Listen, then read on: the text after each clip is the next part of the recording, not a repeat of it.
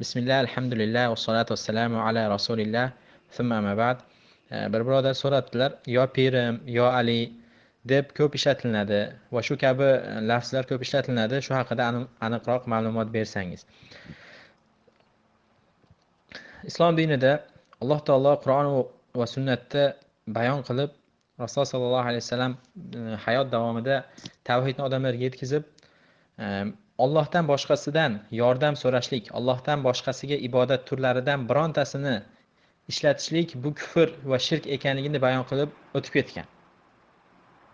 Yuzlab oyatlarda va Rasululloh sollallohu alayhi vasallam hadislarda Allohdan boshqasidan yordam so'rashlik bu shirk amal ekanligini, balki Rasululloh sollallohu alayhi vasallam Qurayshliklar bilan tortishib, ularga dinni yetkazishlikda Alloh bor ekanligini yoki Alloh yolg'iz yaratuvchi ekanligini yoki Alloh yolg'iz rizq beruvchi ekanligida tortishmagan.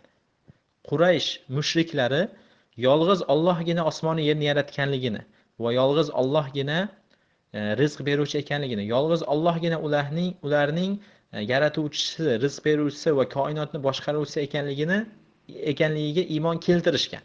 Lekin ular bilan bo'lgan dinda kelgan da'vat, ular bilan bo'lgan tortishuvlar va ular bilan bo'lgan janglar ibodat turlarini barchasini Allohga sarf qilishlik ekanligi haqida bo'lgan.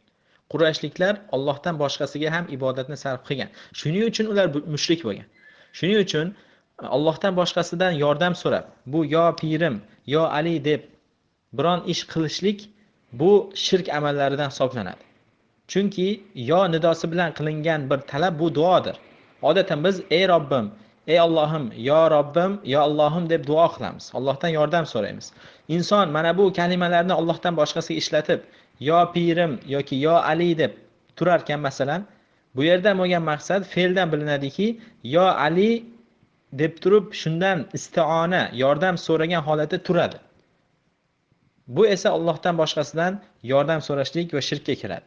Endi bu insonning e'tiqodi haqiqatda mana shu Allohdan boshqasidan yordam so'rashlik bo'lsa, bunda shubhasiz kofir bo'ladi. Bu inson shirk amalini qilib qo'ygan bo'ladi. Ya'ni bu inson kofir bo'ladimi yo'qmi, buni takfir masalalarida boshqa o'rinlarda tushuntirganmiz. Lekin mana bu fe'l, bu shirk fe'li. Endi buni ba'zi insonlar aytishi mumkinki, bugungi kunda ko'pchilik buni ma'nosini bilmaydi.